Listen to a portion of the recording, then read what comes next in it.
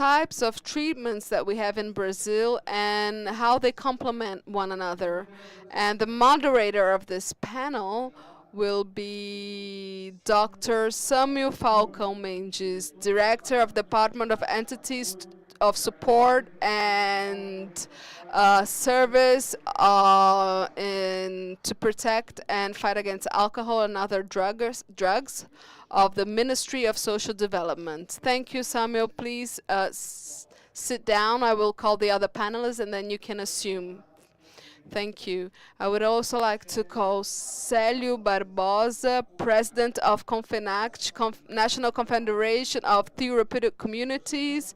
Célio, where are you? Where are you, Célio? A round of applause for Célio, guys. Célio, guys. And also Lucas Roncade, Vice President of FLACT, our friends at Febract. Luquinhas, welcome to our panel. It's okay.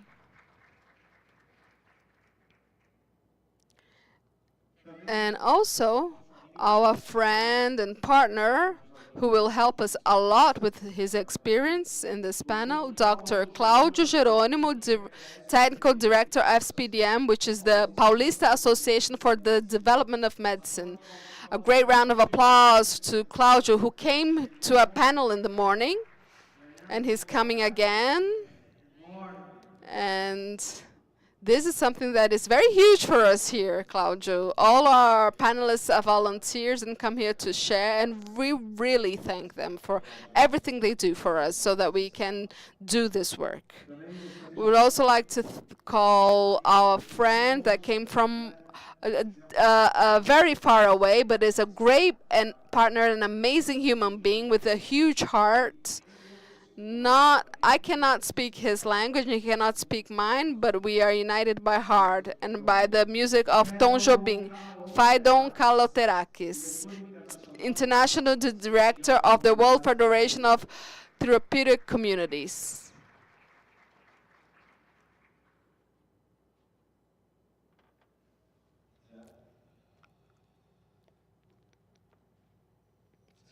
Célio, done? I'm going to pass the floor to Sami.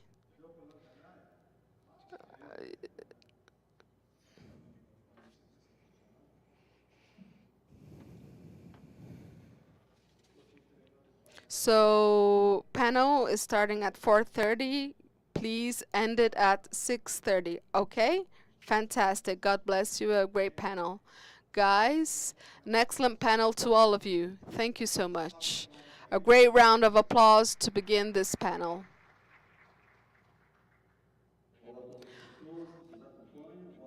Hello, everyone that are here with us. Good afternoon.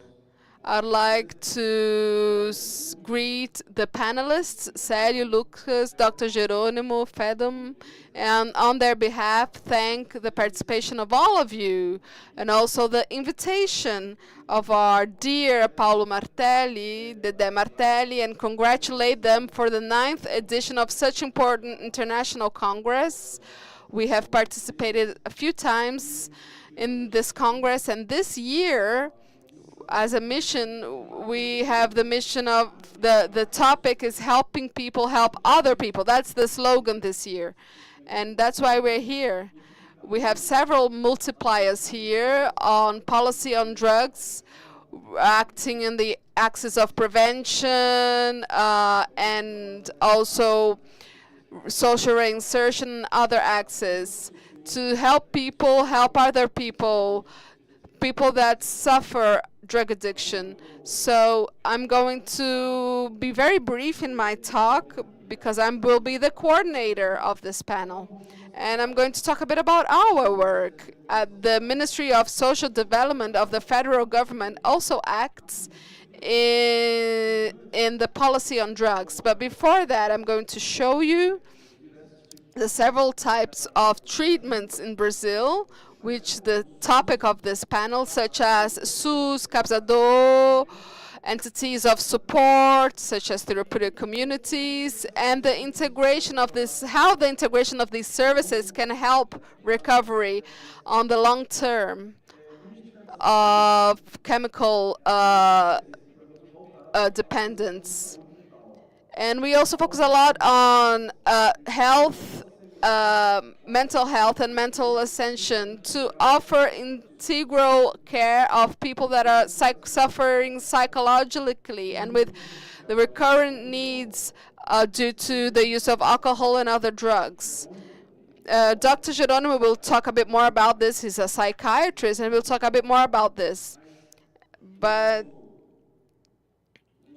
our work here,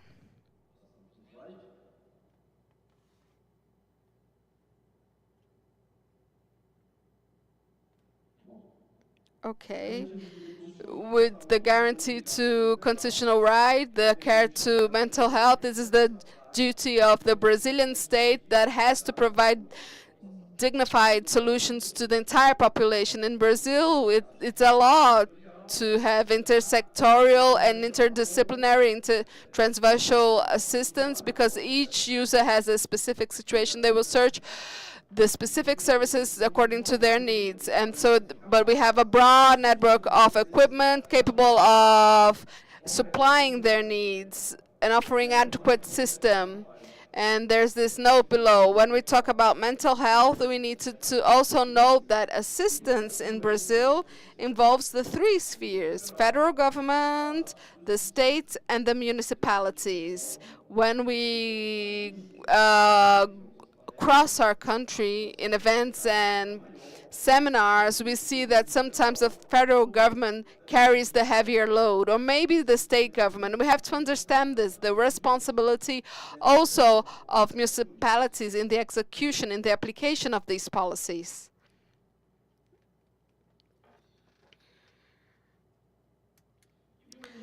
And MDS, the Ministry of Social Development, also acts on drugs through our department of entities of support, which is called the budget, to reduce the demand of drugs according to the pluriannual plan presented by the government to apply from 2024 to 2027 this plan. And that's the topic: care for and nurture and support the users of alcohol and other drugs, and also structure projects and services targeted toward this public. So as partners, we have the therapeutic communities are great partners, and we have this CISNAD, which is a national system of the policy on drugs, which is also part of this. So our department, it takes care regarding the caring for these people, to treat these people against their use of drugs. And we have the axis that work with prevention and social reinsertion. Ministry of Health, as I showed on the previous slides, work with mental health. And our specific department works with the caring axis through these entities. Throughout the years, around 2013, the federal government began this funding of vacancies for hosting and lodging these users through the therapeutic community. So began in 2013 a new call notice, given that some that were established in 2018 and 2019 expired after 5 years, or that is 2023. And so we need to issue new call notices so that we can continue with the offering of vacancies throughout Brazil. So today, the federal government, through the Ministry of Social Development, it funds these vacancies in therapeutic communities. So here are the numbers of the contracts we have today. So in all regions of Brazil, it's highlighted per region and per state as well. We have a total of 340 contracts with nearly 10,000 vacancies. These contracts, they include vacancies for adults, male adults and female adults. So today, we do not have reception vacancies for teenagers. Up to last year, we did have them, But due to public civil action that was pending in the state of Pernambuco, it was forbidden. The government became forbidden to fund vacancies for teenagers. So, and there's another resolution, I think resolution 10 of CONADI, which forbids any type of receiving teenagers in therapeutic communities. So, in view of this judicial order, we do not fund vacancies for teenagers. In addition, we have vacancies for lactating mothers. We even face, not lactating, I'm sorry, for mothers in general, for women, and because there are few units in Brazil that offer vacancies for women and mothers.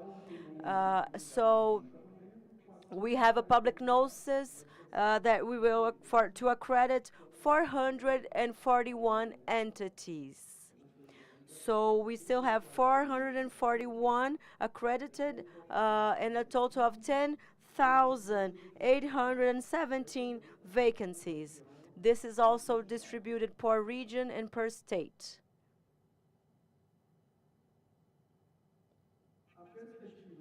The perspective of the contracts, uh, so once we hire all the accredited institutions, we will reach set 780 contracts and a little bit over 20,000 throughout the country, 20,000 vacancies throughout the countries. Our current 10,000 vacancies are not enough to cater to the entire population that needs it. And many organizations, entities are waiting to be accredited and hired by the government, and so that we can reach this a number of 20,000 vacancies. So we are waiting for the National Congress to vote on this additional funding, and we hope that in the beginning of next year we will be able to hire more entities. Today, therapeutic communities play a fundamental role. We have been monitoring them, supervising them, because the segment, for over 50 years, this segment has been working on receiving those people. These are volunteer admissions. So, because the 1940 law prohibits of involuntary admission, so people go there voluntarily, and our role is to monitor and supervise these entities. We supervise 90% of these entities. We went to these places physically to supervise them. Why? Because these are public funds and that we channel to them, and to monitor the execution of that budget. So in addition to offering the budget, we have different means to channel these types of funding, and we also monitor how these contracts are implemented. And we in partnership with states and municipalities as well, so that we are able to not only to work closely with states, work closely with training of people who work in the field, and also to monitor the activities. So today we have this vision of reaching these 20,000 vacancies.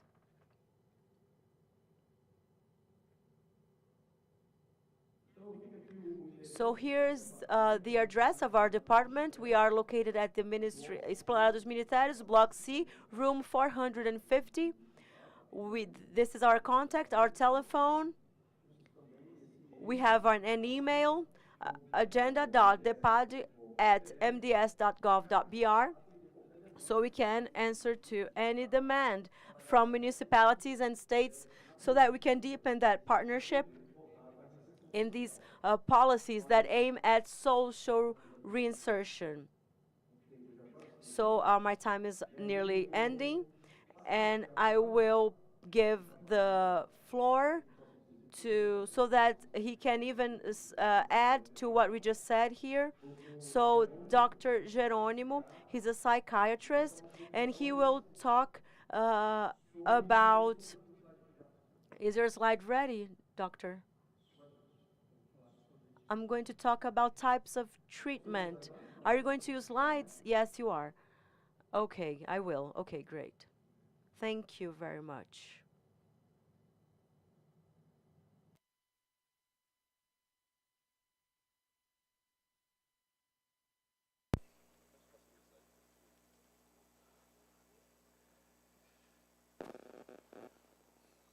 Bom, boa tarde a todos. Hello, good afternoon, everyone. Thank you for remaining here in this hour of the afternoon. Everyone is strong and solidly working here to hear us and listen to what we have to say. I hope I will bring elements for you to reflect and to inform you as well, so that we can best fulfill our mission, that is helping people to help people.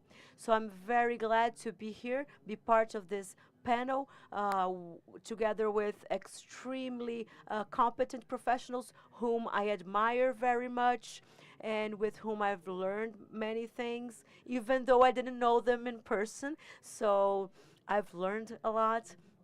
So I'm going to talk about the types of treatments for addiction, and I will focus more on the state of São Paulo. So I will talk about, we have law 7,216, which everybody knows, but in São Paulo, the state policy is a specific law, which is law 17,183 19. It was enacted in October this year, and it establishes the national anti-drug policy and the anti-drugs fund and other measures. So the principles is respecting the fundamental rights and freedoms of individuals, fighting discrimination and prejudice against users, recognizing the multi-factor causes of dependence, of addiction, and activities that aim to prevent, discourage trafficking, and etc. So as you can see, the principle of this law, I like it very much because it includes a variety of issues. Regarding prevention, I'm not going to focus on that anymore, not focus on that, but there's Article 4, Paragraph 1, actions to discourage use, development of actions to fulfill legislation on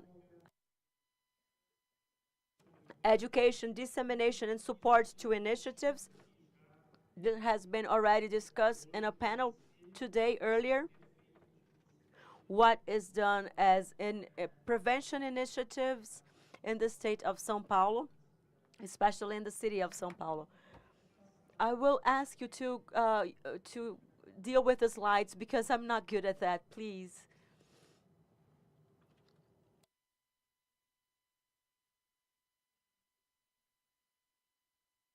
Acho que eu desliguei. I think I turned it off. Oh my. Well, but I will start talking about what we have currently. We currently have as treatment. First of all the time here today, we heard everyone talking, various times, people talking in different contexts, how complex it is, not only the origins of addiction, but its treatment. So it involves different fields of knowledge, from medicine, psychology, infirmary, nursing, and the natural background of the addict and of drug addiction. So that requires different interventions in different moments of treatment and recovery.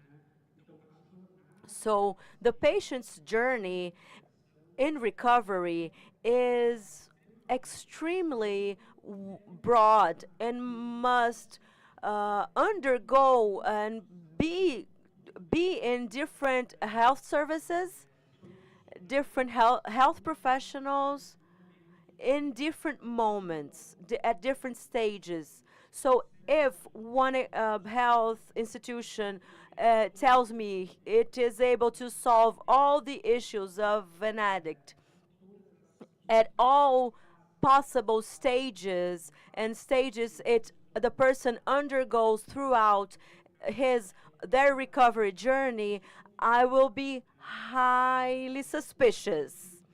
I usually say that we must have a wide menu of possibilities of treatment possibilities, because otherwise we'll be at risk of by having only one resource, we'll think that all, if we have only one hammer, we'll think that all problems are nails.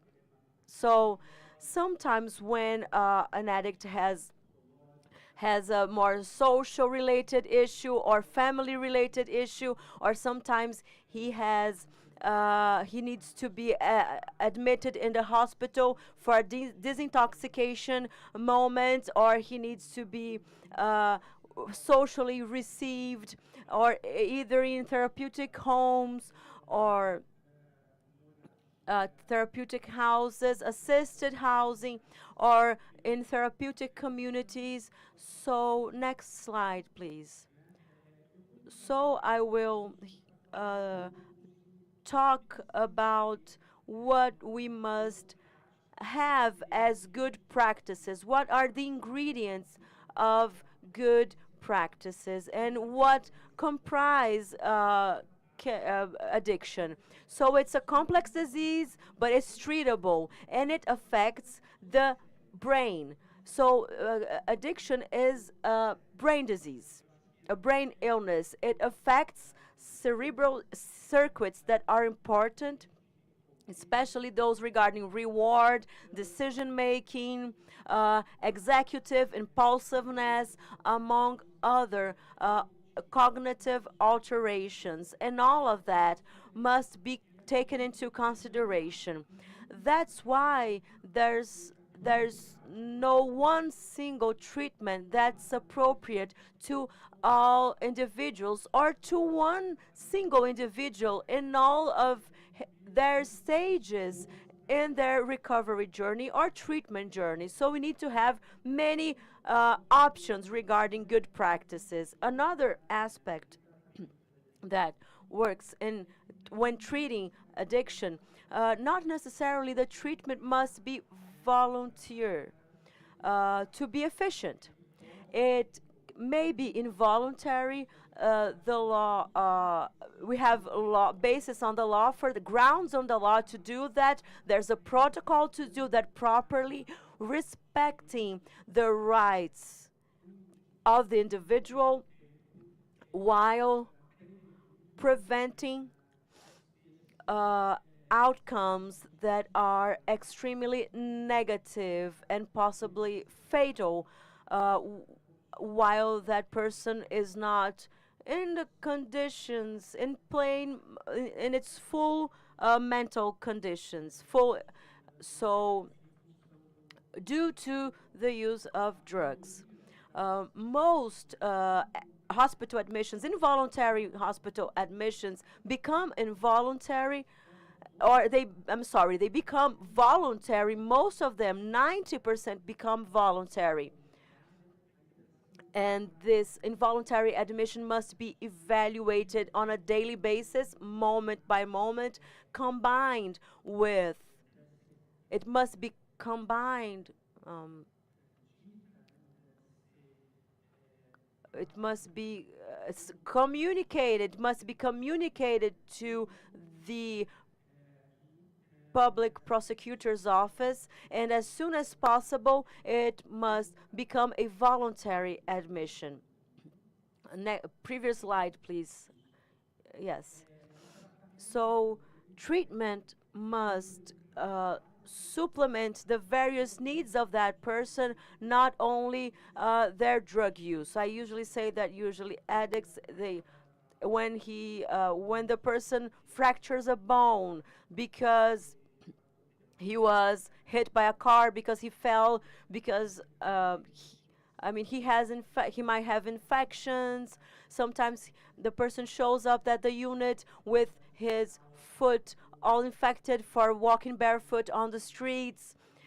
So in very bad environments, so his feet are full of blisters, so the nursing team takes care of that feet. They wash the person's feet and bandages the feet, so and all the needed procedures. We must also remind ourselves of infectious disease, communicable diseases. We have to pay attention to that. The high rates of syphilis, HIV, but syphilis is the main, I'm sorry, it's the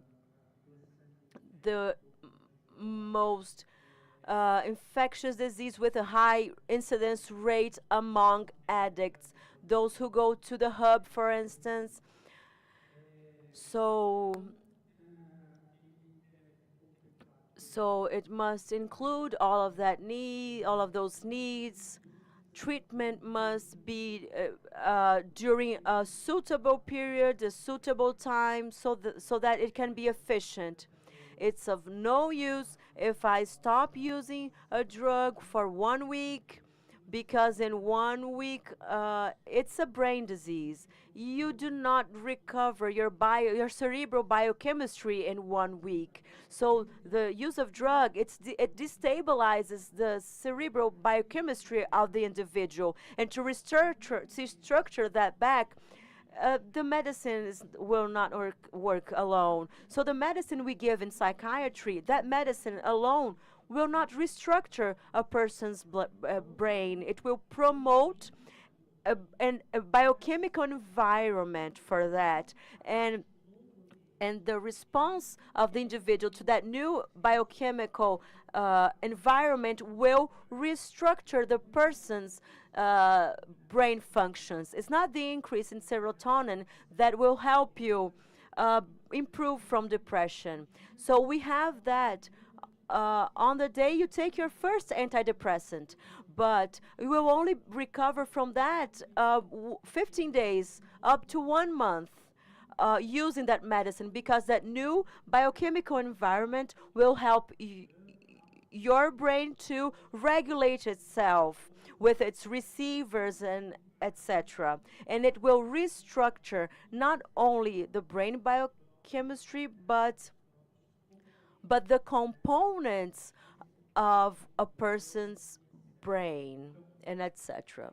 So we must have a suitable time after this intoxication. Does not mean that the treatment is ended. So hospital admission is not a miraculous treatment and not referred to everyone. It's important for some people who need it.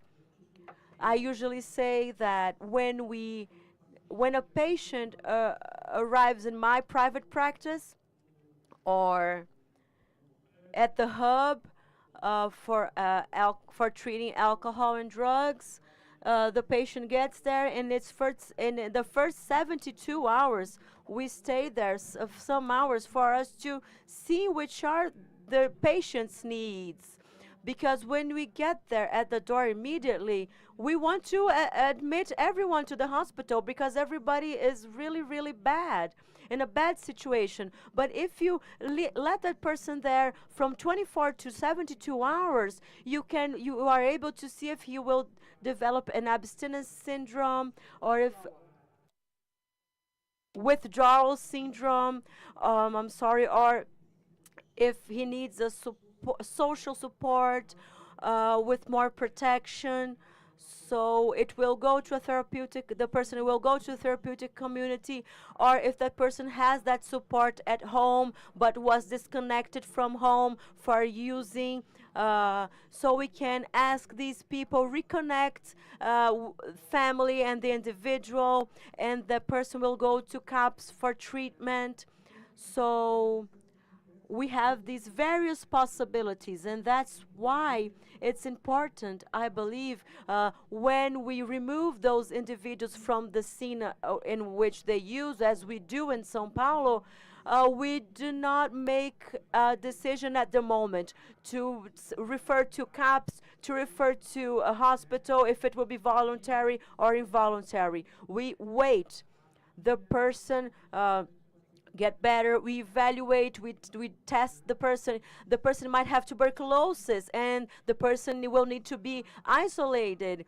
So maybe the person stop treatment. So that evaluation period is very important for you to do that match between what the person needs and the service we are going to refer him to. So here we talk about behavioral therapies. There are new therapies nowadays, and for several patients, medications are important. Comorbidity among severe drug addicts is the rule. If someone in my clinic comes and is in a severe condition and I cannot identify a comorbidity, I think that might I be doing something wrong, because that's the rule usually. Next slide, please. The treatment plan has to be evaluated continuously and engage the patient. So in the Recomeço Versa units, the therapeutic plan of the patient is done in conjunction with the doctor, and it's discussed with the patient. That is a requisite of quality, which is evaluated by the quality certifiers. Not only if you have a therapeutic project, but if you have protocols, if you have an array of options, and if the patient participates. That's very important.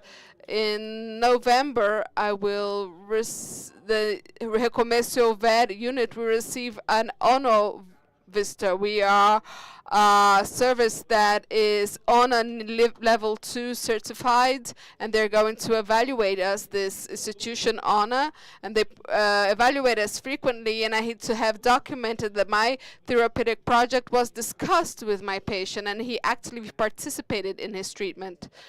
And the entire treatment program should include the tests, not only drug tests, but all tests. And I mentioned that already. So this is a good sum up of how the treatment on drugs works. And it, as you can see, it covers several things. So here we have what we call an array of good practices. This menu, I put some things in it, and it's greater than that. You have medical service full-time, which is a clinical service. Sometimes the patient does not do a checkup, has not done a checkup for years. He doesn't know how his sugar level is, his thyroid hormone is, if he's depressed or not, if he's is depressed or not. So you have to evaluate the hormone axis of the patient's thyroid. Is related to depression, so it's essential. Psychiatric, psychological treatments, nursing treatments, nursing technicians, therapeutic follow-ups. I use this a lot at my private clinic. I have a nurse that works at my team that go to the houses in loco, visits the patients there, brings information that is important for us. And also we have therapeutic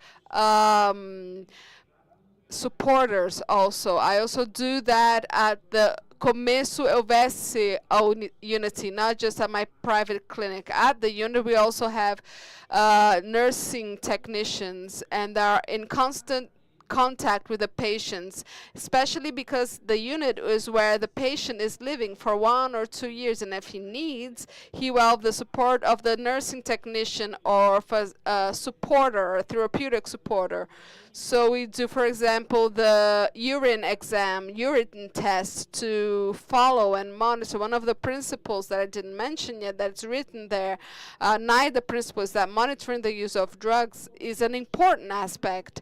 It's not because we want to monitor the people. No, it's not because I want to know and be invasive and invade their privacy. And actually, studies show that we are made to live in society. When we have to when we need to provide accountability to others, we get more engaged in an activity. So it's not by chance that democracy is the best system that we have, because it provides for this type of accountability and control, social control. When the executive exaggerates a bit, the legislative will accommodate, or when the judiciary invades a bit the space of the executive will accommodate and reflects on it, and things work like that within a solid democracy. So that is why, for example, when you decide to stop smoking, we ask that the person informs their surrounding, and this increases the chances of stopping. I'm not saying this out of my mind, at the top of my head. These are evidences. So I think the tests, they serve as a psychological obstacle. So everyone that works with drug users know about all the traps and beliefs that are dysfunctional and that all of them have, such as, I will never control, but now I will control it. I'm only going to use a little bit, no one will know. It's only this time. I wasn't able to control the other times, but now I am able to control. I'm at a different time in my life. I know more. I did CAPIS. I participated in the groups. I'm getting to know my problem better. Therefore, I believe I can control. And knowing is not a synonym of control. So we have all of this: social customer service, psychopedagogical service.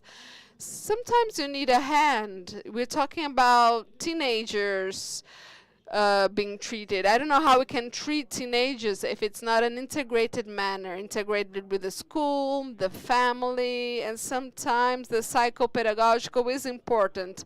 Therapeutic occupational therapy is important. Also, these professionals will be part of this menu of good practices, that I have grouped in some items. For example, an out-of-patient clinic, low demanding out-of-patient clinic can be one of. We have AME Psiquiatria in São Paulo that has an out-of-patient clinic specializing in alcohol and drugs. It's an out-of-patient clinic. It's not CAPIS. You have to schedule your visit there. It's for patients that are better organized. You can have an out-of-patient clinic that is with a medium demand. CAPIS can do that, or an out-of-patient clinic with greater demand. So, for example, when we decide to offer therapeutic follow-up for the patient, the nurse that goes to their home, it's still out of patient, but it's out of patients of high demand. Semi-admission system that can happen at campus. It can be a home admission. We use that a lot in practice, in clinical practice. You're going to be admitted to your own home as long as you have a social support there that is good. Otherwise, it's not possible. Social welcoming in therapeutic communities, hospital admission systems, voluntary admission or mandatory admission systems, and the system of re-socialization. I think we're still lacking behind a bit, but I think we have several initiatives in this sense. So monitored lodging of Helvetia is one of these projects that you work on a lot to re-socialize. As I told you guys, 90% of them are working today. We have partnerships with private companies of fast food. We have help for social programs that the patient may be entitled to, and so on. Next slide, please. So, services need to be prepared because things change constantly. So as you can see in the hub, by the beginning of until the beginning of this year, we had basically no K drugs. Look what happened at the hub with the K drugs. So there was a large increase, and usually they're not K drugs. It can be, next slide please. They they have several contaminants, these drugs, so we have to be prepared for these novelties that show up. Next slide, please. So this is the Recomeço Ver unit, a model that we have from low demand service, which is the co-living center, admission for detoxification, and monitored lodging, which is more target to re-socialization, where the person lives at an apartment with other people participating in the program. Next slide, please. Next slide, please.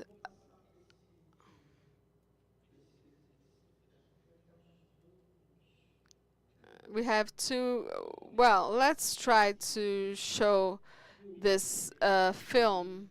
This film is of a person of the monitored lodging, and of course this person authorized me to show you this video. My inclusion in drug addiction, I gave myself several chances. It's a testimony of a patient that went through the program and that today is talking about his social reinsertion, his time of withdrawal, and the importance also on the menu of good practice of this re-socialization. I think this is what I had to say. Next slide, please. All I had to say regarding this video. Next slide. So just to remind you guys, some advertising our postgraduate course that starts in March next. And here you have my social networks. If you want to talk to me, thank you very much. Excellent. Thank you. Thank you very much, Dr. Claudio Geronimo, who's a psychiatrist and technical director of the Paulista Association for the Development of Medicine, specializing in drug addiction, and a doctor from a doctor's degree from Unifesp, over 20-year experience in complex cases and in health management. So we sometimes get a bit, you know, not wanting to interrupt the panelists, but because we have to continue, we have to interrupt the panelists and call another friend, Lucas Rocacci, Vice President of FLAT, which is the Latin American Federation of Therapeutic Communities, Executive Director of FEBRAT, which is the Brazilian Association of Therapeutic Communities, a psychologist specializing in drug addiction, and also a counselor on the policy on drugs of the state of São Paulo. Please, Lucas, you may take the floor.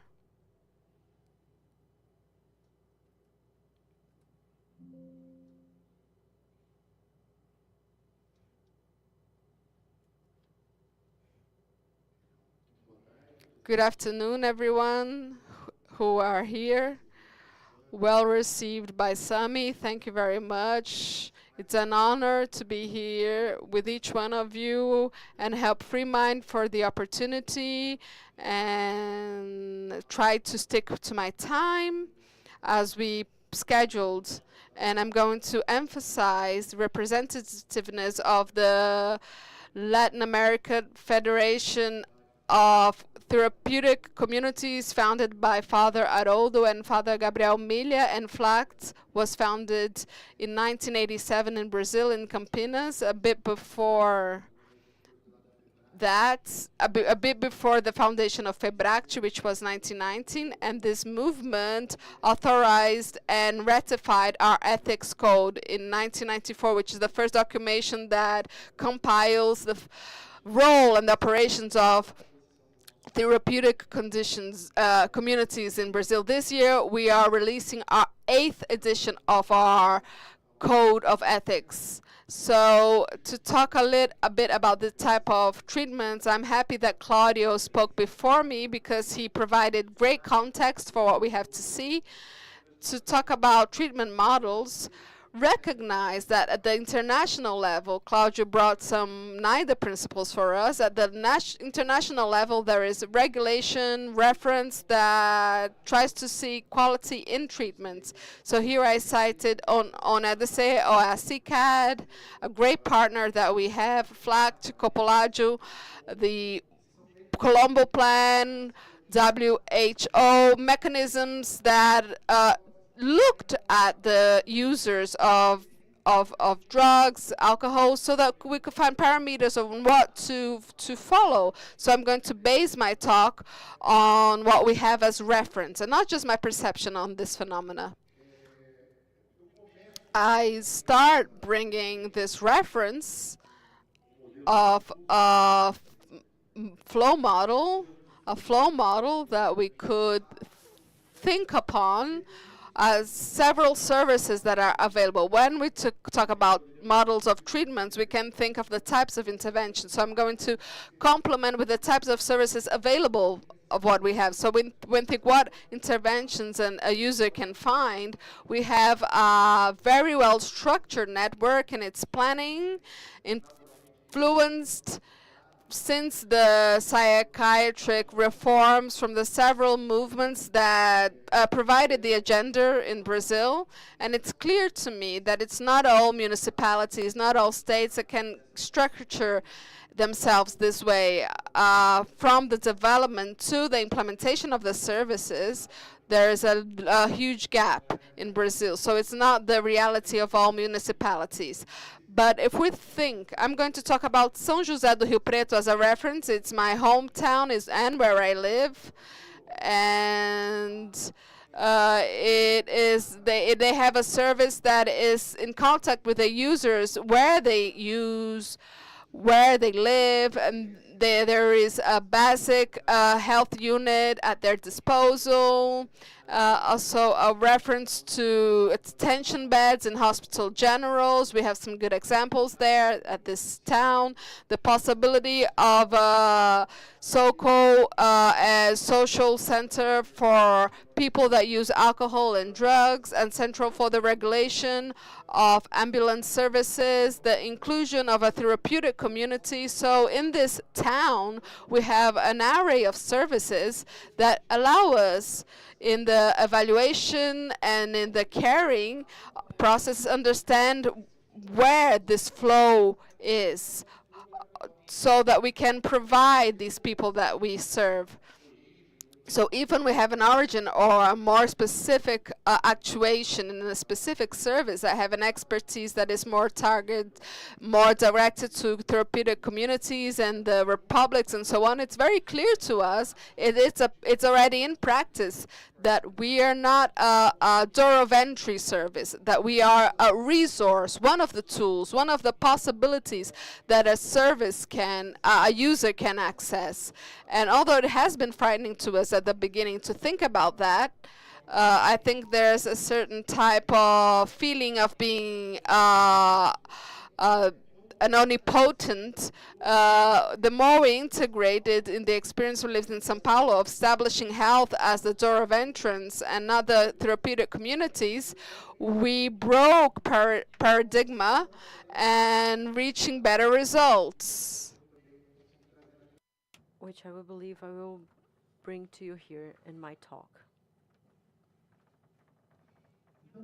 So, when we look at these treatment theme, the the better response, integrated and coordinated response we have, and our colleague Fadon will talk about what we have been achieving in other places of the country. Europe's an example.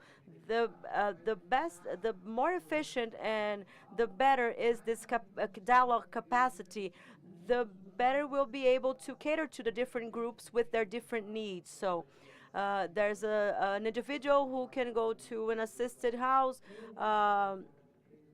being with the repertoire of 3 or 4 interventions in a therapeutic community or in the hub.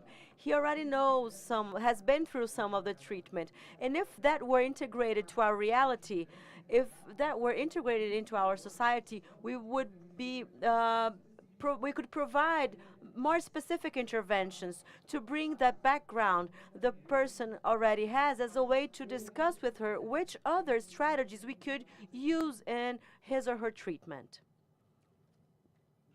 So, getting back to my reference to FLACT through OEACICAD, this is a project that has already a few years, and it's become established now and will be presented at the World Conference of Therapeutic Communities. We can have a quality certification system for therapeutic communities for them to operate. So thinking about effective treatment, efficient treatment, sorry, the well-being of teams, and the satisfaction of users, a dignified and respectful treatment that respect human rights. I will emphasize the importance of implementing different mechanisms to evaluate our services, because this is within the team's reach. I can do in my work and you can do in yours, and understand how users are perceiving what we are doing in their treatment, and that the community has a good perception of what is done, a validation of the regarding the existence of that services.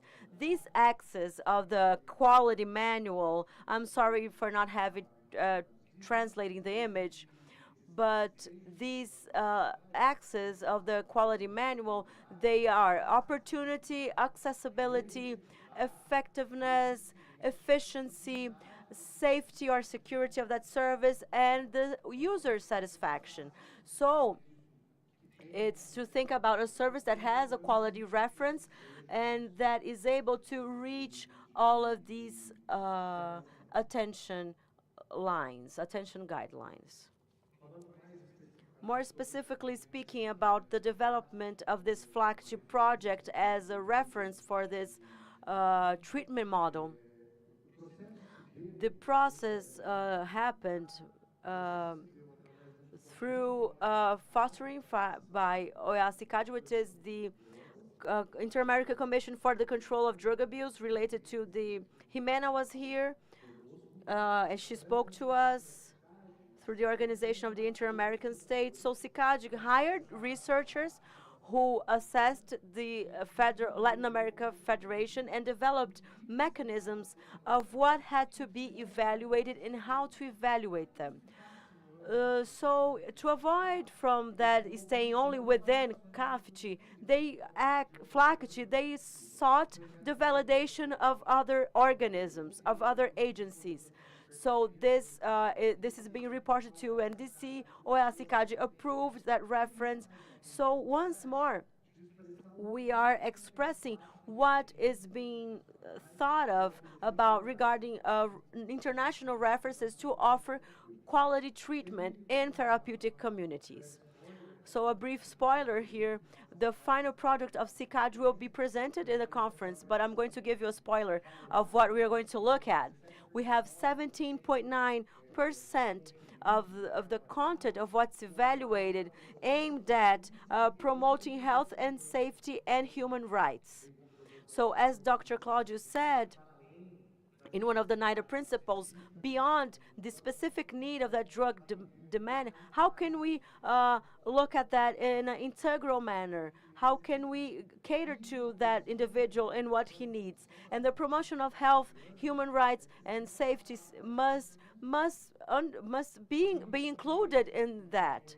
an axis that composes 28.6, of which are the good practices based on evidence. So I can have the promotion of sports within the communities alone, but I can have sports as a care strategy. I can have the presence of a certain professional that must be working there, and I have a professional that actually works based on scientific evidence, cognitive behavioral therapy, and etc. So we can find different practices based on evidence, like regarding spirituality, uh, evidence-based practices in sports, psychology, culture. Not all pieces of evidence do represent a quality in care. Some isolated studies by one single service is not capable. We have a good study by a therapeutic community is a psychologist's thesis, and it refers to a specific service which is that specific characteristic. So what was found there will be is an evidence-based strategy for my service because I'm catering to a different audience. So when we talk about scientific evidence, we might have find this link with the evidence and the work we conduct. I was talking to Clarice Madruga, and she mentioned one of the studies that MA student of hers did, where she found out that the most diverse services which do not base their intervention in on only one axis, they reach more users than the services that are based on only one axis. So sports is important and it must be one of the guidelines, but only sport without spirituality, without self-care, without social reinsertion, it's less effective than communities that offer a variety of interventions. So here's hard for me to see. 8.9 is the percentage of needs of 16.1 of treatment centered on the needs of the person that's being catered to. So we are breaking with the idea that we have a service that's complete and the user needs to access it. So actually we have a service that will construct interventions together with that user. So we can only have one type of intervention for many people. So we have mechanisms to evaluate when we are looking at the quality of that service, how that therapeutic community is being able to reach the specific needs of users. Only to give an example here of what I'm saying, if we cater to two persons, 40-year-olds, and one of them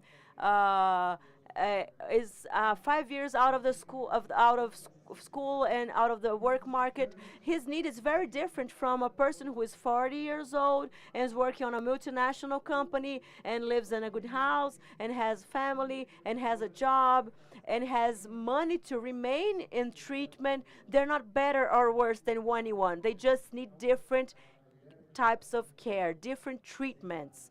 So the idea of treatment centered in the needs of the person represent 16% of this axis, and the management of the therapeutic community with 28.6%, with undergoes different processes, what type of team, what certification they have, how these interventions are made, how they are recorded, how this institution is in terms of its financial and financial management. So the idea of quality is exactly to validate and find in that service what was validated as being necessary to be able to cater to a person with addiction. So the discussion here is no longer we must have a team or not. So the presence of a multidisciplinary team is a solid grounds to care for someone. So we cannot cater to one person with our individual experiences or the with our peers that has been so important. So we no longer need to discuss if we have or whether we have or not a therapeutic community that can cater to everything. No, we don't need that. We need a therapeutic community that's integrated to a services network that offer different services and different treatment for these people in their processes. So I will end this spoiler here about the quality certification. It will be presented by two consultants of OEA CICAD, Selva from Chile and Jessica from Costa Rica. They will talk in the first day of the conference on Friday. So in the World Conference, the full material will be presented there.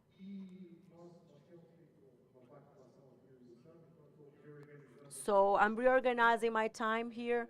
Uh, so I will talk a little bit about the conference, and Sammy asked me one thing, and I will respond to his request. So you can access through this QR code. You can access the more specific information in the conference's website. I have my personal data right here. Please feel free to talk to me.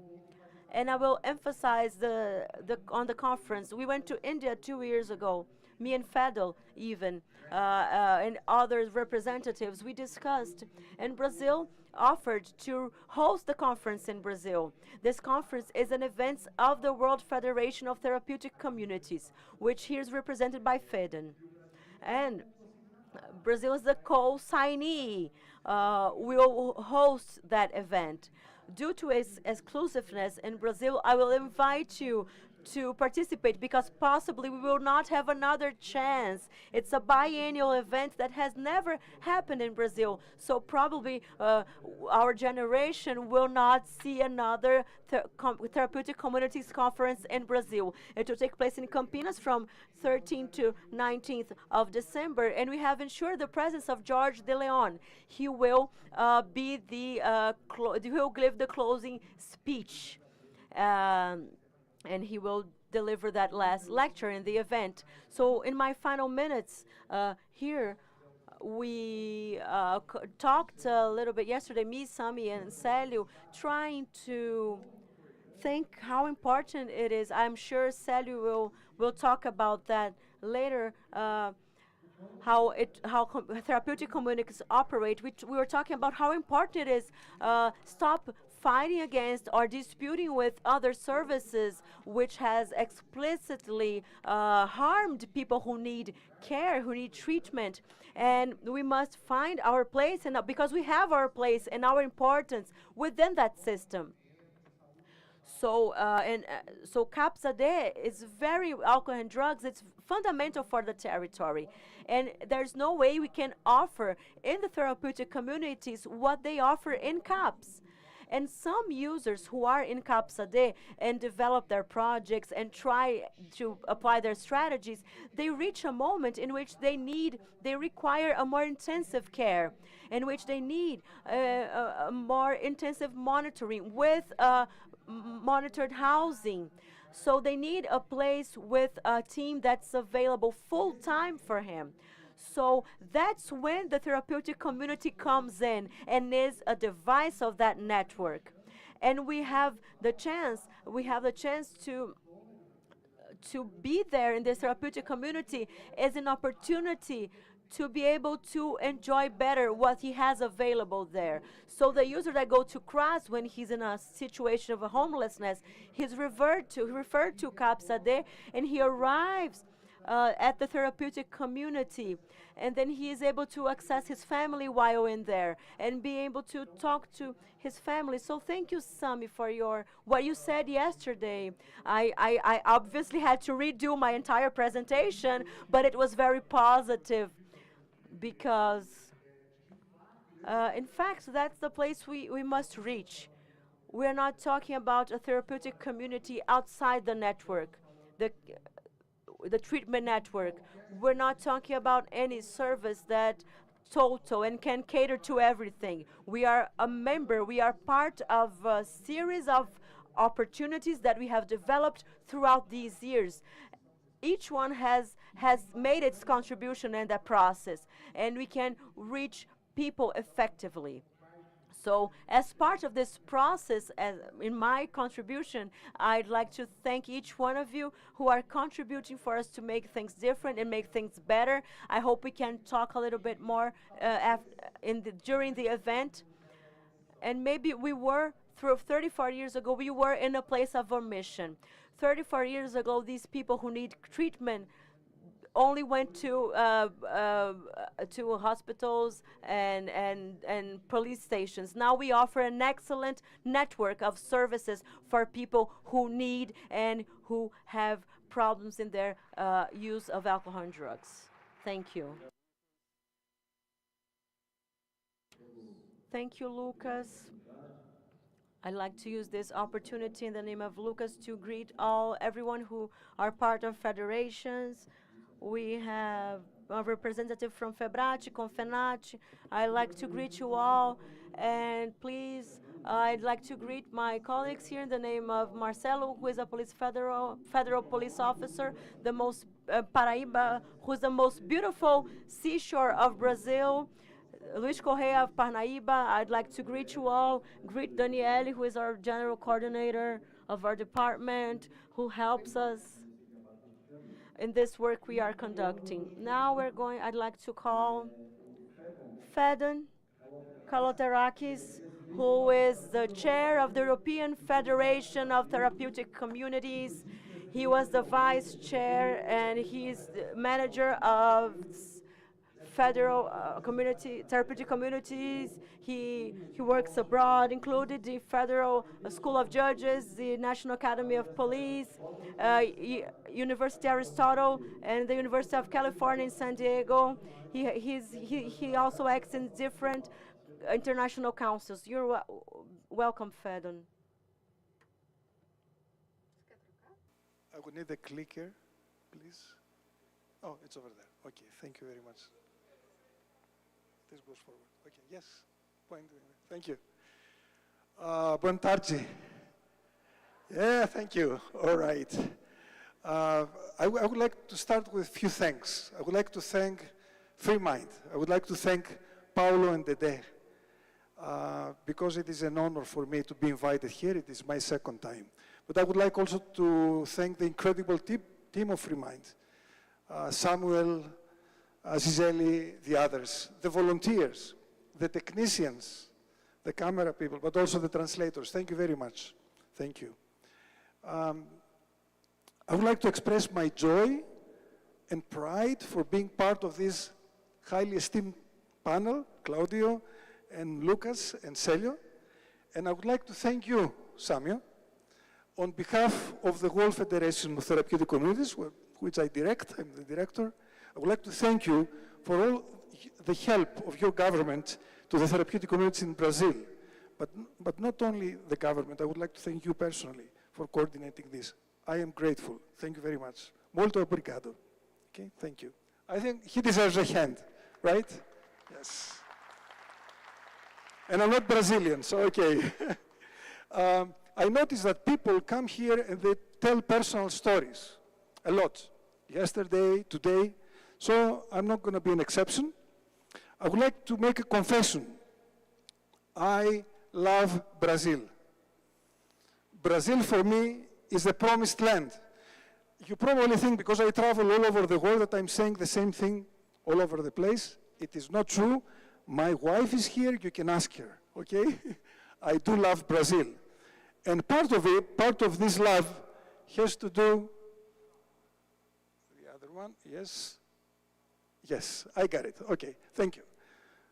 With this man, Tom Jobim, right? I'm a composer, I'm also a musician, and he's my musical hero. In fact, on Sunday, I'm going to Rio, just for one day, to see the Tom Jobim musical, because we're celebrating 30 years of his death. So this is my only chance to see this, so I feel really excited about that. This is a verse from a song, Falando de Amor. He wrote the lyrics. And I think only a Brazilian can speak about football in a love song. Correct? Yes? That's what he does. Okay? And I also love football, not only Tom Jobim. I mean, 20 years ago, again with my wife, we went to Morumbi in Sao Paulo, and we watched Santos winning the championship. They beat Corinthians. It was Robinho and Diego, okay? In case you're wondering, here in Brazil, I'm green. I support Palmeiras, okay? Sorry, yeah, okay, but for some, yes, okay. And probably you don't know this, but the coach of Palmeiras, Abel Ferreira, used to work in my city. I come from Thessaloniki, Greece. He used to work there. Anyways, enough of this. But I want to express my gratitude, so this is a song that I wrote. It's called Obrigado. If you scan the code, you can play it. It's a video, it's a professional video. But if you go to YouTube, you put my name in English and the word Obrigado, then you can hear it. It's Greek, but it's a thank you to God, but thank you to the gifts of Brazil to me. Okay? Enough of this. Let's talk now business. This is taken from the United Nations Office on Drugs and Crime. And these are the pillars of demand reduction. Prevention, we're talking about prevention. How important prevention is. Actually, although I'm a therapist, I believe prevention is more important than therapy, than treatment. Okay, we don't have the time to explain this, but I do believe this. Then treatment and rehabilitation, that's where the therapeutic communities belong. They're part of treatment and rehabilitation. And the therapeutic communities are a model that leads people to recovery. Okay? It's not just any kind of treatment, it's a treatment that has a goal, and the goal is recovery. And then reducing adverse effects of drug use. This is what we usually call harm reduction. We also need this. I firmly believe in the value of harm reduction because some people will not make it to treatment, and we don't want them to die. We don't want them to suffer that much. So the fourth pillar is what brings everything together, and this is, I think, the subject of our panel today, continuity of care. We need prevention, we need treatment and rehabilitation, and we need harm reduction. We need all three of them, and none of them should be more than the other. So there should be a continuum. Therapeutic communities are part of this continuum. I'm going to talk briefly about therapeutic communities, and this is a slide about the origins. Most people believe that therapeutic communities started in the United States, in America, in the 50s. This is very wrong.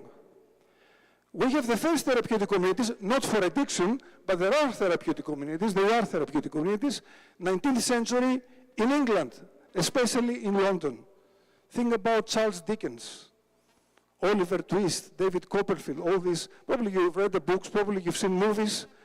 Dirty, a dirty city, a lot of crime, diseases, bad diseases, and thousands of adolescents, thousands of kids roaming around the streets.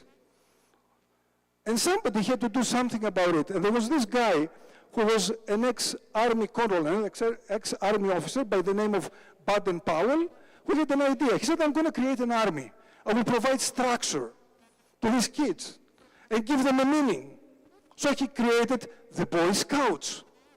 You do know the Boy Scouts, correct? Right? Yeah? Yes, you do. You have them in Brazil, correct? Boy Scouts. You don't have them in Brazil. You have them in Brazil. Okay, all right, thank you. Now, by the way, there is another fellow with the name of Baden-Powell, an incredible composer and guitarist, Brazilian. His father was such a fan of Baden-Powell, the original Baden-Powell, so he named his son Baden-Powell, because Baden-Powell, I think, is a very strange name for a Brazilian. But there were people in England that they didn't like this military structure, mostly from the political left. So they said, no, we have to take care of these kids, but we have to do something else. We have to do something more democratic. So what they did, they created communities, therapeutic communities, with similar rules and regulations, similar structure with the therapeutic communities we have today for addiction. So the first therapeutic communities started really in England, not for addiction, but they were therapeutic communities. Actually, Sigmund Freud's daughter, Anna Freud, was one of the leading figures in that movement.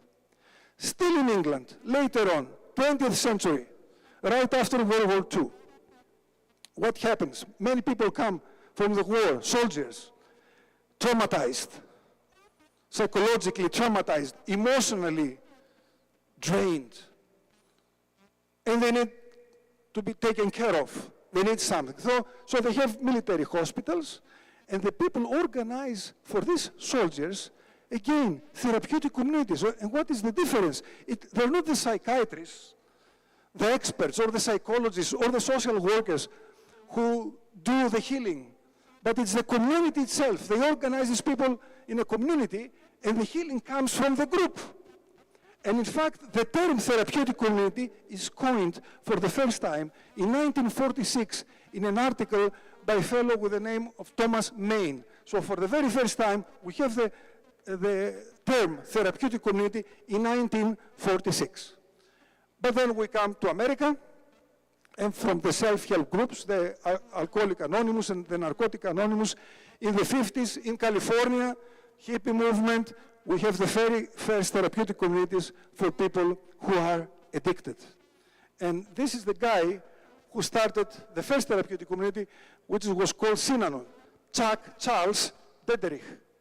You can see him in the picture, and behind is his wife, behind him. And he said, Synanon is not a drug treatment. It's a school where people learn to live right. Stopping shooting dope is just a side effect. Therapeutic communities are not just a way of treatment. They're not a place that they say, no, don't do drugs, stop doing drugs. But they're a school. They're a school where people learn to love themselves and to love others, to relate with others. And love is not a feeling, love is not an emotion, love is a choice. So this is what happens. And when you do this, when you fall actually in love with life, as a result, you don't need any kind of addiction. Drugs, alcohol, gambling, internet, relationships, you don't need any addiction whatsoever. So this is what therapeutic communities do. And as the World Federation of Therapeutic Communities says in the Declaration of Mallorca, it's mostly a biopsychosocial phenomenon. And that's where we work, in that framework. It has many dimensions. It has a political dimension, a legal dimension, an economical dimension, a spiritual dimension, but the three dimensions that count in a therapeutic community is the biological. Claudia spoke a lot about this and about the brain, so I'm not going to elaborate. The psychological aspect, I was really molested as a child, for example. And because I cannot deal with this pain growing up, I start doing drugs. Okay? This is a psychological aspect. And I'm doing drugs as therapy. It is a way of providing therapy for myself. Because when I do drugs, I don't feel the emotional pain. I feel okay, because I don't feel the pain. I don't feel anything else anyways, but I don't feel the pain. So this is the psychological side. Because of the traumas we all carry. We are dependent, we are addicted. And then there is a social side, which is also very important. People were using substances since antiquity. I come from Greece. In Greece, people were using substances. But all this use was part of a religious ceremony. It would last 1 day, 2 days, and then they would go back to their normal lives, to their work, to their families, and nothing was happening. And then again, they had the celebration, they would get drunk for a couple of days, and then again, When did drug consumption becomes massive? When? In history, in time. I say a catchphrase. We should blame steam. Because the discovery of steam as a source of energy changed the way we humans live as a society. We live in groups. It is the Industrial Revolution that changed everything. We call it a revolution without being a revolution. Because of steam, we have trains. So many people, hundreds of people can move from place A to place B. But mostly we have factories. So people leave their natural environment. 10. Thank you, yes, 10, all right. People leave their natural environment and they go to the city, to the big city, because that's where the jobs are. And there they feel lonely because they're not in their national environment. They're not with others, they're alone. And they start using substances. In the west of Europe, in North America, they use alcohol. In China, they use opium. So there is a social aspect that is very strong. It is because of the way we live that people get addicted. So it is a biological phenomenon. It is a psychological phenomenon. It has to do with our psyche, with our soul, with our emotions and feelings, and it also has a social dimension. Okay. Now, I'm just going to read this because I want to move to something else. And these are the definitions of the therapeutic community that I like. They're from the Australian Federation. They have a federation in Australia and New Zealand. A therapeutic community is a treatment facility in which the community itself, through self-help and mutual support, is the principal means for promoting personal change. In a therapeutic community, residents and staff participate in the management and operation of the community, contributing to a psychologically and physically safe learning environment where change can occur. Therapeutic communities focus on the biopsychosocial, emotional, and spiritual dimensions of debilitating issues with the use of the community to heal individuals and support the development of behaviors, attitudes, and values of healthy living. So, therapeutic community is a place where the community does the healing. And let me share with you something, again, a little bit more personal, since we are in Brazil. I don't know the situation here, but I've heard that there are about 3,000 therapeutic communities, correct? In Brazil? Yes. 2 to 3,000. Okay, we won't fight about the number, but there are many. Most of them, also it is my understanding, they're faith-based therapeutic communities, correct? Okay. Now, I'm a Christian. I believe in God. And this belief, which is a relationship with God, defines my existence, gives meaning to my life and to my death. So it's probably the most important thing in my life. But this is a personal thing. I'm confessing something, but this is very personal. Could be something else. It doesn't matter. But it is important because of what I'm about to say. There are 3 things that I would like to say about faith-based communities. The first one, faith-based doesn't necessarily mean Christian. I travel all over the world, as I said, and I see Buddhist therapeutic communities, I see Muslim therapeutic communities, I see Hindu therapeutic communities, okay, and they're faith-based, okay? I'm saying this because mostly here the context is that you have Catholic therapeutic communities, Protestant, evangelical, charismatic, Pentecostal, okay. But this is not the case. These are faith-based communities in other parts of the world. The second thing is that if people are not respected, if human rights are not respected, then we're talking about something else. We're not talking about a therapeutic community. You cannot have corporal punishment, physical abuse in a therapeutic community. It is not a therapeutic community. That's something else. That's something different. And I want to make this very clear because some years ago we had somebody dying in Bulgaria in a Christian therapeutic community. Few years ago we had, these things actually happened. We had somebody died in a Buddhist community in Sri Lanka. Really? In the name of God? Really? These are not therapeutic communities.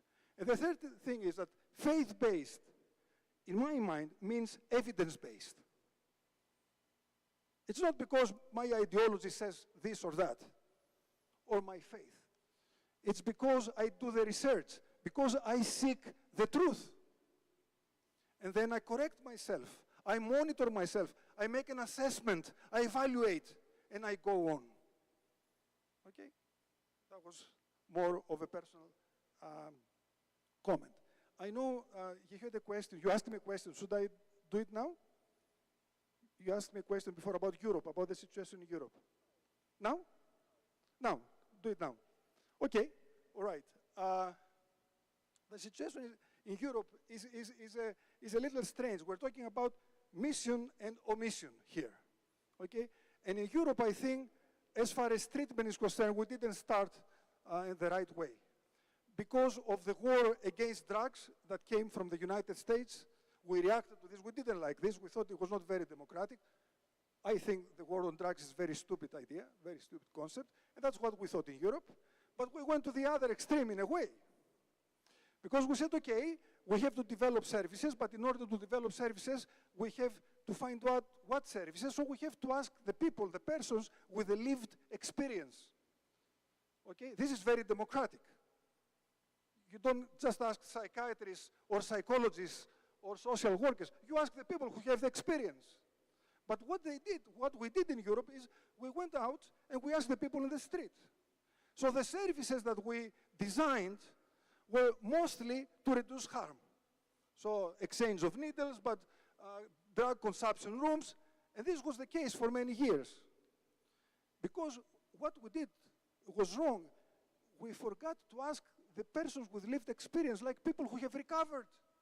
And there are thousands. We forgot to ask the parents of people who are using drugs. We forgot to ask the spouses or the children. These are also people, persons with lived experience. Now we're realizing that something is wrong, especially with synthetic drugs, because before we had substitution, but it was only for heroin, for opioids. What do you do with fentanyl? What do you do with cocaine? What do you do with amphetamines? What do you do with alcohol? There is no substitution. So now therapeutic communities are coming again to the surface. So there is a revival. And I have to finish, okay? 5 minutes. I will give you some Greek wisdom. I do this. Matei is smiling. People heard this before from me. Many words in Latin languages, in Portuguese also, come from Greece, from Greek, okay? All right. Philosophy. Philos means friend. Sophia is wisdom, so the friend of wisdom. Psychiatry. Psyche is soul. Iatρική is medicine, so it's the medicine of the soul. Psychology, soul and reason, or word, a word about the soul. Biology, the same. Okay, you can see it. It's bios means life, and logos means reason, so a word about biology. Correct? I'm going to share 2 words with you. The first word is the word idiota. Right? Idiot? It is a Greek word. You use it in Portuguese, correct? Yeah? Idiot, idiota. Okay. Idiot in Greek doesn't mean stupid. Even now. Idiot in Greek means private. But throughout time, when I keep to myself, when I'm a private person and I don't share, when I think only of myself, eventually I am an idiot. The point is that we need each other. We do need each other. We need people from prevention. We need our colleagues from harm reduction. We certainly need colleagues from treatment and from therapeutic communities, despite our differences. We should focus on what brings us together. You know why? Because we're not the important ones. The important ones, they're the ones who are suffering. And this is the next Greek word, the word therapon, terapista. How do you say it in Portuguese? Therapist. In Portuguese? Therapist. Okay. All right. It's a Greek word. It first appears in Homer. Homer was a poet. He wrote about beautiful Helen, the Trojan War, etc., etc. And therapist in Homer, this is the first time we have the word therapist in literature. Not only in Greek literature, in literature. doesn't mean therapist, means servant. The therapist was the servant of the warrior. He was the one who helped the warrior put his armor on, the helmet, the shield, the sword, everything, so that he could go and fight. You know, I heard this yesterday, and I know people mean well. People come to me and people come to you because we're colleagues, and they say, oh, thank you, Fedon, for saving our son. Thank you, thank you. In the beginning, I used to laugh. Now I don't laugh, I'm polite, because I know people want to express their gratitude. But the reality is, I can hardly save myself from my own demons, even with the help of God. And I try, and I do the same mistakes again and again. Forget about saving someone else. What I can do, I can make myself available to people who trust me with their pain, with their lives, and they come to me for help. And I should equip them so that they can go and fight their own battle. That's all. I'm a servant. I'm a therapist. And one short story, and this is it. 10 years ago, I lost my only brother, younger brother, to traffic accident. I usually say this story, so some of you might have heard it, but most of you have not. It's a personal story, as I said. He was my best friend. He was also a musician. He was a cellist. So that night, 11 o'clock at night, they called me from the hospital. I went there to recognize the body. They couldn't find the body, so I had to go from one morgue to another. This is Greece. Probably in Brazil is the same. Probably in Brazil is better, I hope. I don't know. I was trying to find where my brother was. And eventually, that was 11:30, 6 o'clock in the morning. I have seen his body, and I'm out at the parking lot, and I'm devastated. This is the worst day of my life. Literally, even up to now, the worst day of my life. I lost my brother, my only brother, my best friend. And I see this guy, his name is Nikos, Nick, big guy, gypsy, Roma fellow, right? And he knows me, and I know him because I had him in treatment. I had him in the therapeutic community, and now he's a graduate. He's doing well. He sees me there. I see him there, and I say, Nick, what are you doing here? Oh, I came because of my mother, but she's okay. What are you doing here? And I told him, I just lost my brother. And he gives me a hug, and I started crying like a baby. I started crying like a baby for a couple of minutes. I don't remember. I don't really remember. I don't care. Now, when you see this, on the surface, you can say, okay, this is role reversal. The therapist becomes the client, and the client becomes the therapist, right? Yeah, okay. I don't like this reading. I give you a better one. Pain is very democratic. Pain doesn't discriminate. We all meet in pain. That's why we should not be idiots. That's why we need each other to go forward. Muito obrigado. Ok, obrigado, Fedon. Thank you, Fedon. Thank you very much for your speech. Fedon, you have a great mission all over the world, right through your speech, through your talk, through your experience. And since everyone has its flaws, and he presented them in the beginning, unfortunately, he didn't watch São Paulo and for Morumbi, then we would have a champion, a São Paulo a supporter, a true champion. But you have to suffer, so you are sufferer since you cheer for Palmeiras. Thank you, Fedon. Now, jokes aside, I'm going to ask here, you said that a therapist is a servant. So another servant now, Célio Luiz Barbosa, the general coordinator of Fazenda da Paz, together with Father Pedro Bauzi. He founded Fazenda da Paz, who has been recovering people for 30 years in the states of Maranhão and Piauí. He's the current chair of the National Federation of Therapeutic Communities and the National Confederation of Therapeutic Communities. He's a member of the Committee of the Assistance of Psychosocial Assistance of the Ministry of Health, member of the National Council on Drugs Policy in the state of Piauí and the City Council of Teresina. Célio Luiz Barbosa, you have the floor. I will learn here. This is wrong. My my title actually, because yesterday we held a meeting and we had to change our presentation. And here I'm going to talk to you about our reality. Put our feet on the floor, feet on the ground of our country. The reality of our country. We have therapeutic communities, and I was talking to Fidden today. We have therapeutic communities. We are multiple. Brazil is a continent, and Brazil, it's a religious country. It's a lay country as a land, but people in Brazil, they follow different religions and they respect each other more from time to time, and we are experiencing that in therapeutic communities.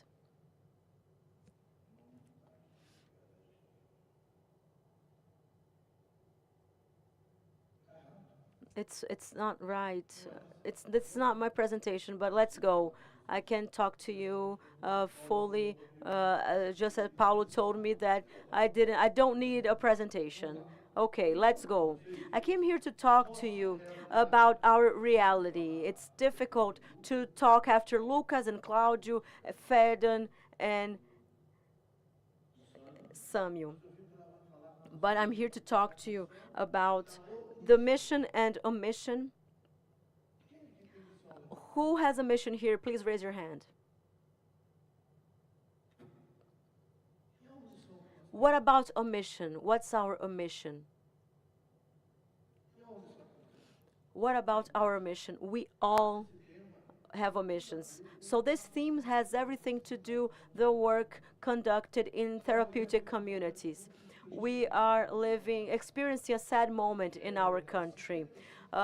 55 years ago, or even more than that, 56 years ago, the first therapeutic community was born in this country, which its name was Desafio Jovem.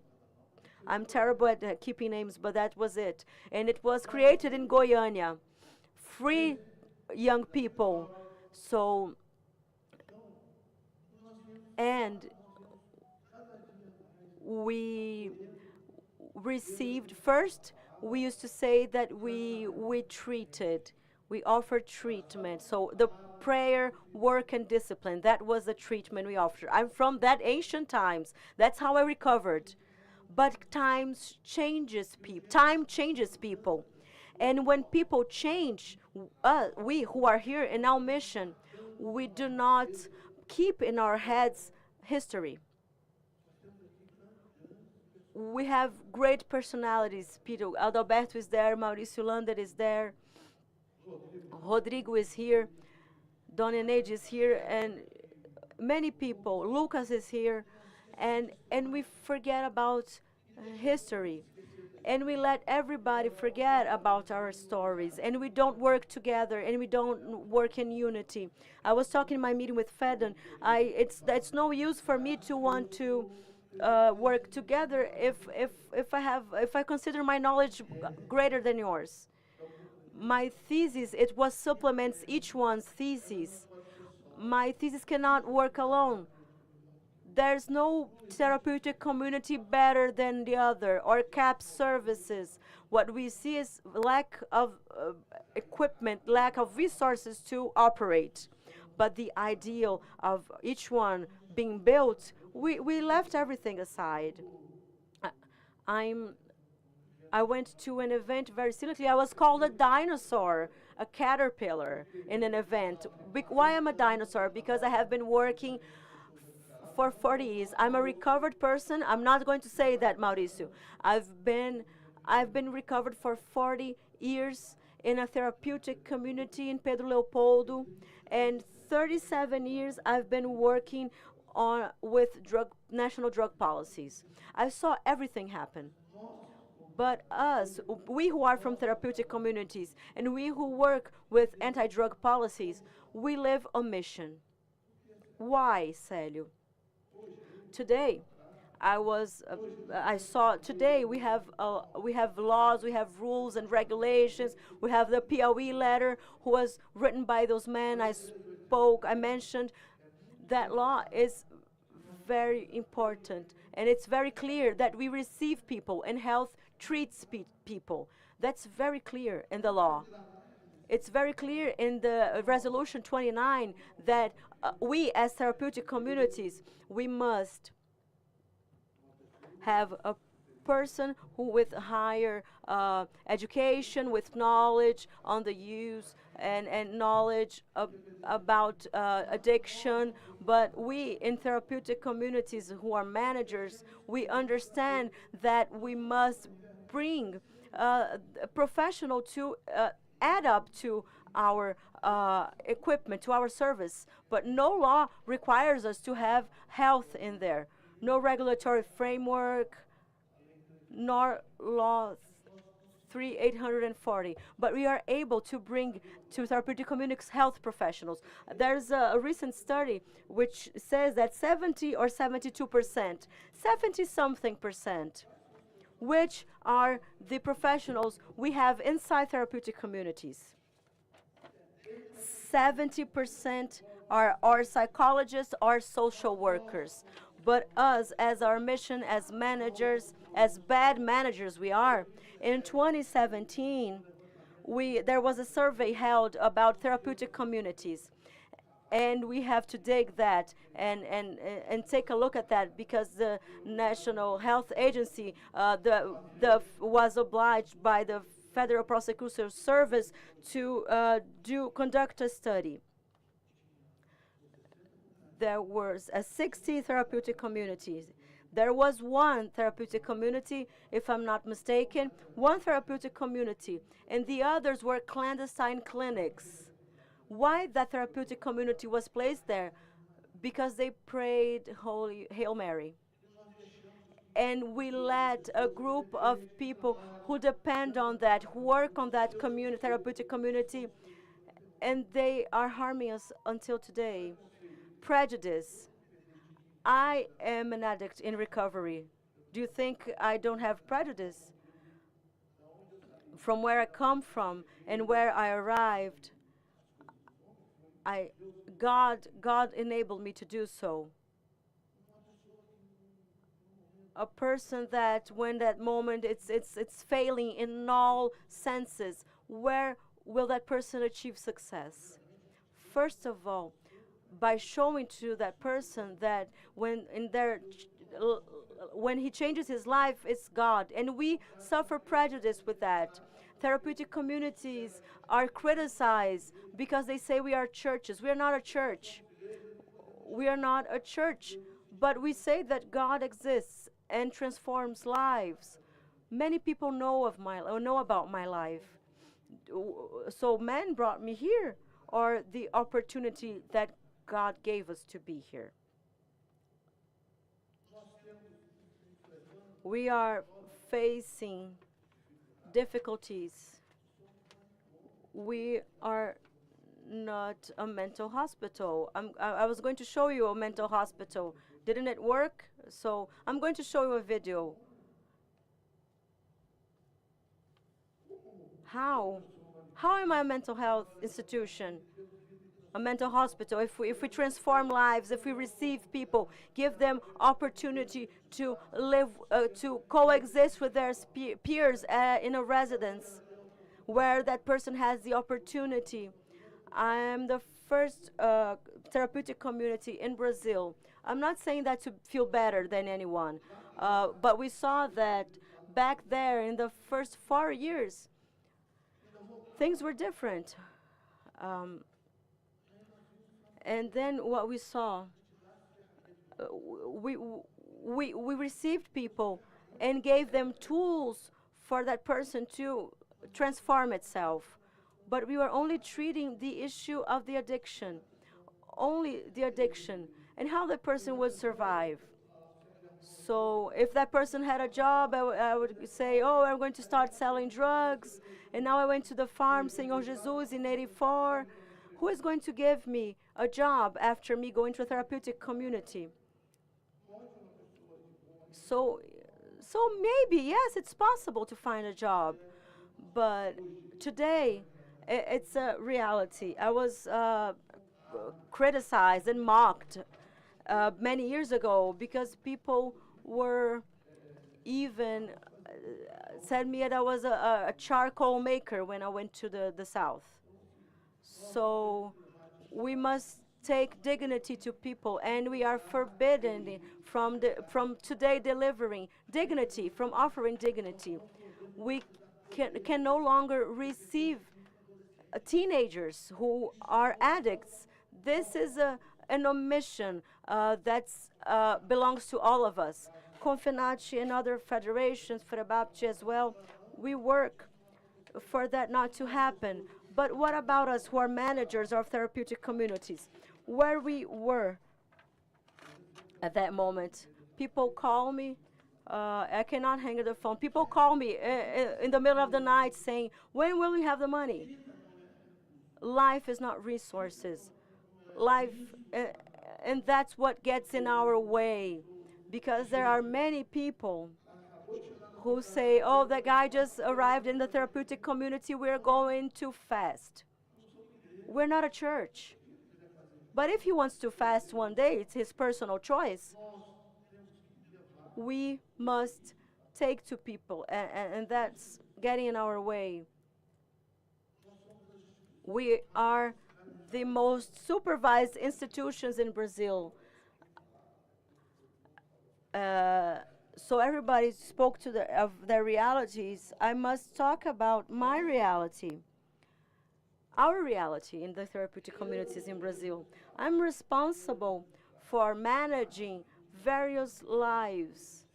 I have helped 66,000 families in 30 years. I'm responsible.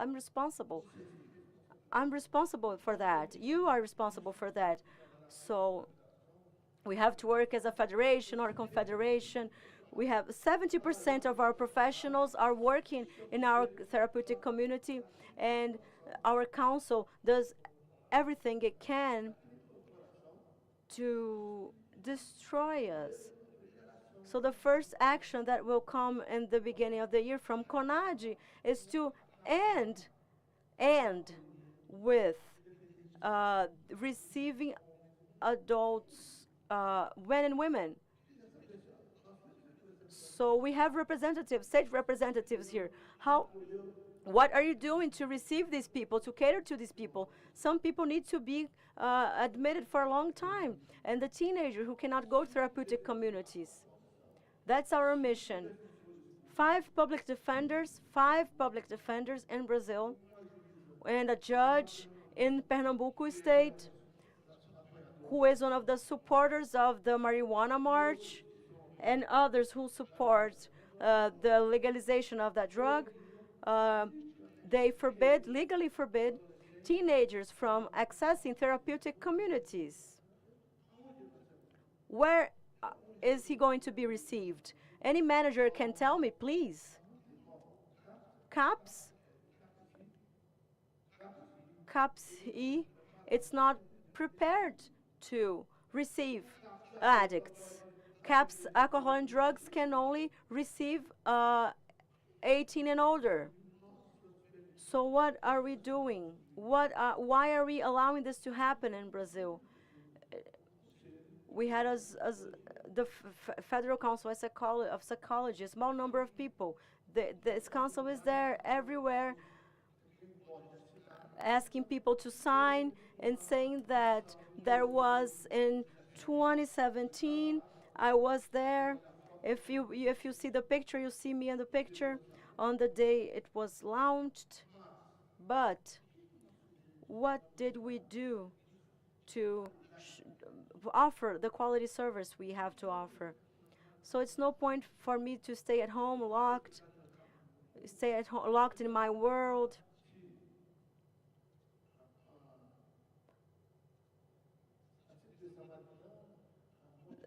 There's Monte Mulher, Samaritana. I'm giving examples. I'm sorry to name you. Monte Mulher is better than Samaritana. So we compete among each other. I'm not saying that we are doing that, but we compete among each other. Which service is the best one? There's no service that is the best. We're taking care of lives.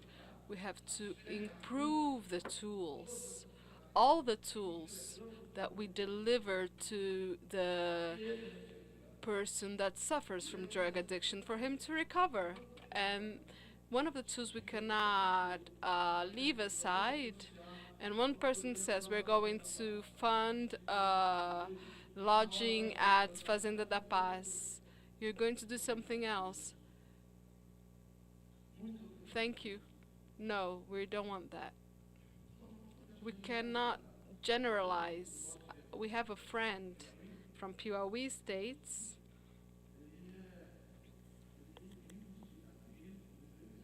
He's an atheist. I took him to the graduation, to the formation of drug addicts. He put his sunglasses on and started crying. And when everyone was praying, he also prayed. I never asked him anything else. Never.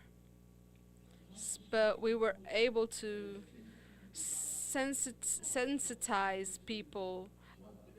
The drug addict at our home, does that mean I'm going to lodge him at the end of the month, or is it a mission to save lives? We cannot omit to actually looking at these people. So what I want to tell you, my presentation was based on that. It's a bit different because I came after these men whose great qualities are their knowledge, but I have to bring to you what we're living, our reality today. If we do not unite, we cannot have this type of thinking, I'm better than this other, I have more knowledge. No, if we don't unite together with the state, towns and cities, therapeutic communities, federations, if we do not working together, I don't know how long we will have therapeutic communities in Brazil. We're talking about realities, okay, guys? I'm not talking here to make you be afraid. It's just talking about our mission, which is to hold hands, and our mission to respect one another. And we're omitting to all that. We're omitting the fact that the other person's theory or practice can improve another person's life. So when I start respecting myself and see that the other person is my continuity, the continuity of my mission, then Brazil is ready. I told Lucas that. Also Fedon, I think Brazil is ready. We have PSF, right? The physician of the family. We have CAPS. We have hospitals, general hospitals, specialized hospitals in chemical addiction. We have therapeutic communities. So imagine if this network works equally with everyone respecting and each entity respecting one another. We will have the problems reduced by 20%. I assure you, because each place has a professional with great knowledge. But this professional will keep his knowledge to himself. When I went to Piauí State, I had this opportunity to meet good people that pushed me forward. I went to the house of Dr. Carlos Araújo.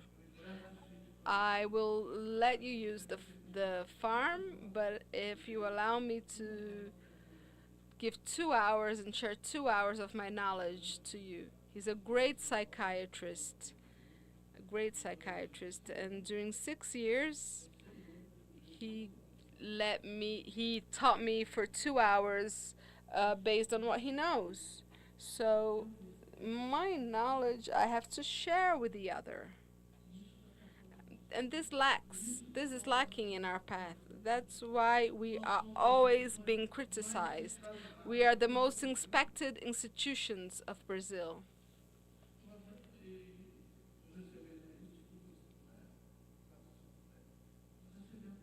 We received 33 reais to make the miracle to give lodging, food, medication, and follow up on the services. I know you make the miracles, you that have the contract, but we are criticized every day. So we have to leave this place. We who represent you, working together, we're not better than anyone else. But together with Dr. Aloysio, we've known each other forever, and with Sharon,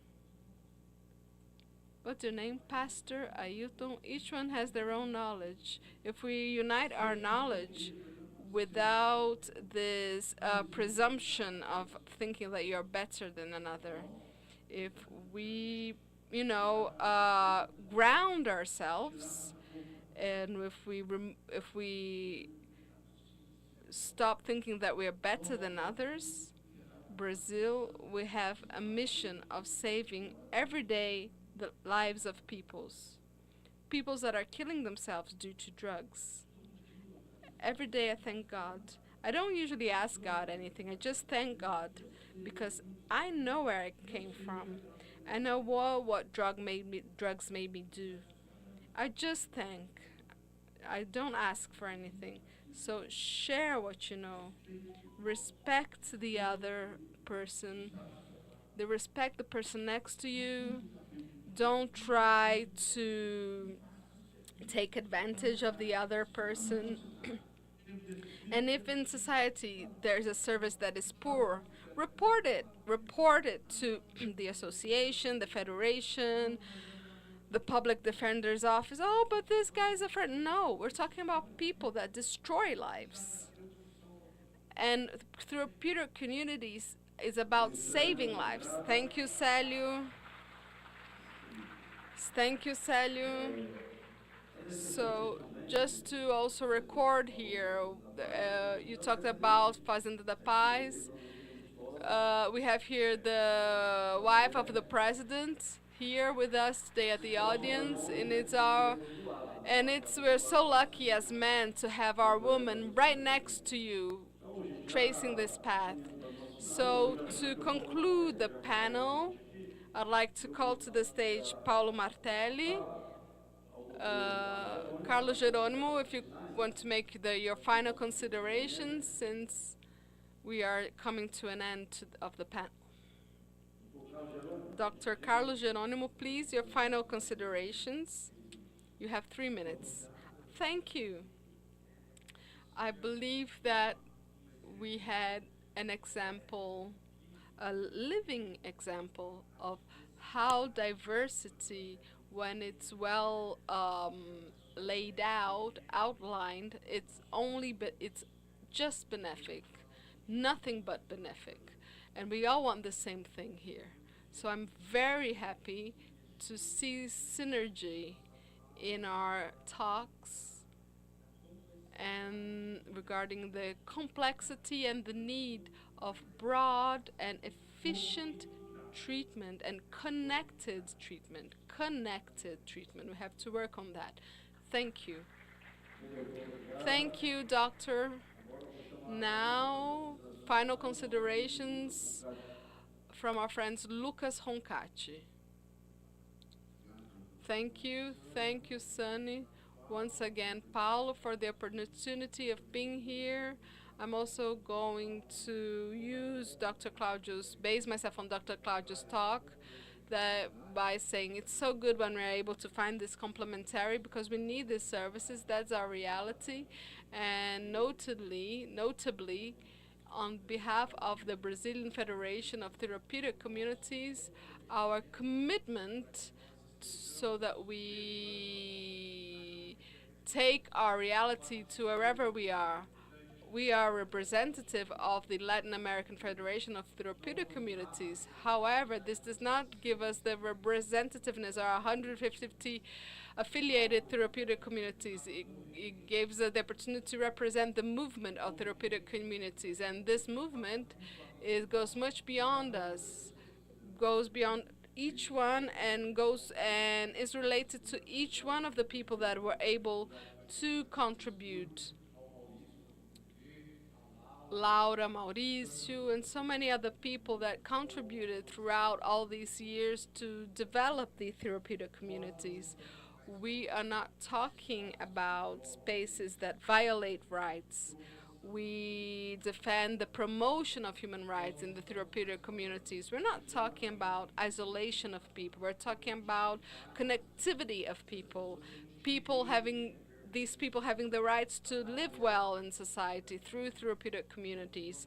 So, on behalf of the Brazilian Federation of Therapeutic Communities and Latin American Federation of Therapeutic Communities, and thanking the World Federation of Therapeutic Communities, I want to reach each one of our brothers and sisters that represent a therapeutic community or a federation of therapeutic communities, the National Federation of Therapeutic Communities.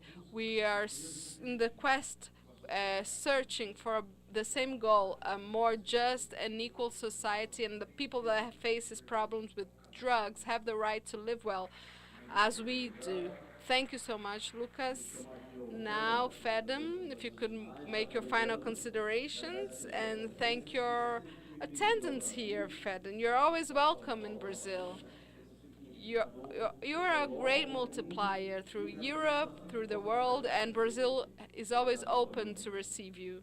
Thank you, Fedem. Yes, you welcome me. Thank you.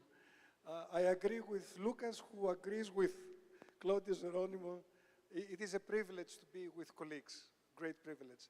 I just want to invite you in a month and a half to Campinas for the World Federation Conference from 13th to 15th of December, especially on Sunday, Friday and Saturday and half of Sunday.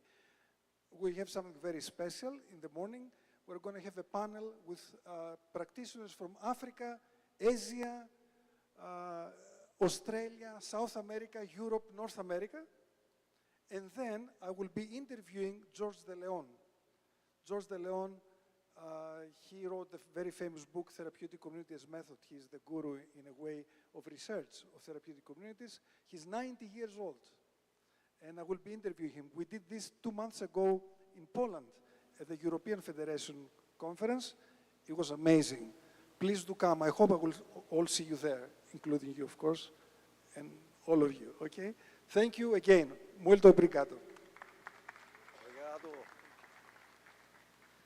Agora vamos finalizar a fala aqui. Eu acho que o Célio vai. Now let's conclude our talk. Célio also say bye-bye. And Paul, if you could come on stage so we can conclude this panel together. Célio? Well, guys, thank you so much. I'm sorry if I were aggressive. I don't know if I were aggressive, but I wanted to give you the reality that we live. I'm the president of Confenact, and our representatives are here. Or they're not anymore? Okay.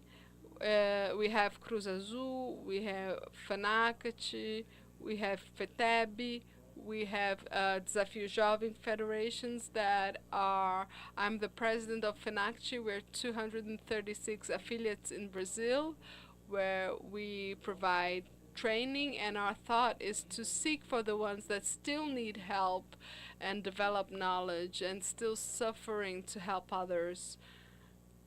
Of course, we serve all types of federations of therapeutic communities, but we have a special look on what needs to be taken care of. FENACT helps most people for free so that people have the opportunity to reach the possibility and the glory of serving the person that suffers with drug abuse. So thank you so much for you to being here till this time.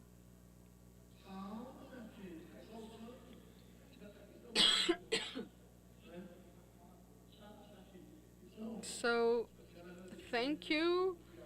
POE population, please stand up. POE, people from POE, please stand up. Renata, which is the representative of the government of the state. Marcelo of the federal police that helps us in Brazil, here and in POE, and all of you from therapeutic communities. Thank you so much. Thank you, thank you, thank you. Thank you, Célio Barbosa. Now we also have Alisson Idoso, president of Copen, and we also have the representative of the Council of Piauí State, all councilmen, all those that represent therapeutic communities and other equipment. So we've reached the end of our panel. And thank you, Dr. Carlos Geronimo. A great round of applause for Dr. Claudio Geronimo. This Fedem, please feel free to feel Brazilian. Lucas Rogatti, thank you. Célio, thank you. And especially Paulo Martelli for promoting this event. Together with the De Martelli, Gisele, the entire staff of Freemind. Thank you so much and see you soon. Thank you, Samuel. I usually end the panel and send everyone and tell everyone to leave. But if you leave now, you're not coming in tomorrow. You will know what a dictator is if you do that. This is a panel that that came out of my mind, and I want to tell you why. The first Free Mind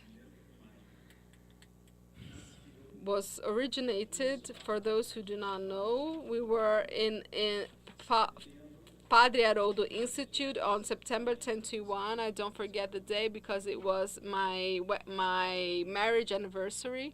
On a Saturday morning, when I took Father Haroldo the idea of creating a congress, Father Haroldo did not even know me or my brother, and Father Haroldo said, I'm going to gather lots of people that work in this area, and obviously most were from therapeutic communities where Father Haroldo was an activist, and I went there with my brother, and my brother made me rent Airbnb in the name of my company. I said, Dede, we don't know who we're going to call or who we're going to take to this congress. We didn't even have a name. There was only this crazy idea that I signed a contract in the name of my family for at IMB in São Paulo, and we didn't know what the schedule would be, the agenda, who we were going to fight, and through the light of the Holy Spirit, Father Haroldo called lots of people, and they went there, said that was his idea, and who he wanted to take. I, the eldest brother, started, fighting with the dead. Also Fry Hans, and several people started. Who these guys? Who these boys think they are to tell us and teach us how to do something? We've been working with this for 20 years, and I became so angry, because it was my wedding anniversary, and I thought, what am I doing with those bunch of drug people? I need to take care of my family. What I'm doing here? My brother is such a moron. I spent 100,000 reais with my company to create this, and then things were just on fire. And Father Haroldo said, when too many discussions and conflicts are happening, the Jesuits say, let's have lunch, and at lunch we'll pray and we'll come back after lunch. So we went back after lunch, and Dr. Nubia, she served a prayer, and I decided to talk. I was a sinner, much more than today. Still a sinner, but 12 years ago, I'm much more a sinner than today, but I still am a sinner. I said, look, let me tell you something. My area is marketing. I highly doubt that there's someone that understands more than marketing and research than me, because I've been working in this area for 35 years. This area that you talk about, drug addiction, didn't even know this term. I'm going to tell you something. The numbers show that in Brazil, the use of drugs is not progressing arithmetically, but geometrically. So the message that I have to tell you is you are a bunch of incompetent or a bunch of people that don't know how to work together. So the room was in silence, just complete silence. And that's when they started saying, no, so let's create the schedule, let's call this was in September. We made the event in January. People that work in events like me, it's crazy to do an event like this in 3 months after Christmas and New Year's. The event was crowded. I have to rent 2 rooms for simultaneous transmission. It was completely crazy. Now, after 9 congresses, we know how to do a bit of it. So it began in a full room full of people that never had an opportunity to go to any place to discuss about this topic. And most of these people were people from therapeutic communities, their families, drug addicts under recovery. That's how Freemind was born. Of course, in these 12 years, we learned about the evidence of scientific evidence, things regarding education, prevention. All of this was making Freemind become what it is today. But it was born in therapeutic community with people from therapeutic communities. So everybody knows about this sector here. You know how much I fight for us to work in a spirit of unity. And as sons they are, they say yes, but on their backs they say no. They and then we have to scold them and talk to them to give them a scolding. And at each free mind, we improve. And then I met Fed, and then I said all of that to him, and he knows about it. I told him that many, many times because I really, really love therapeutic communities. And I think that in my house, my family is a therapeutic community because there we love each other. Because when someone has a problem, we exchange information. One takes care of the other. We share problems. The one who's stronger helps the one who's weaker. So a therapeutic community is a family, and a family can only remain standing with love, and love can only remain standing with God. So this scientific evidence shows that the path is unity. We're only going to be able to reach our goal when each one of us in our hearts is united, not only speaking but in our hearts. God bless you all.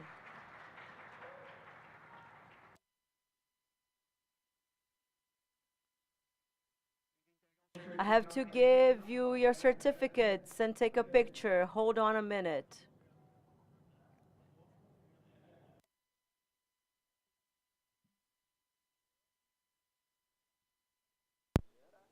Você já recebeu hoje de manhã?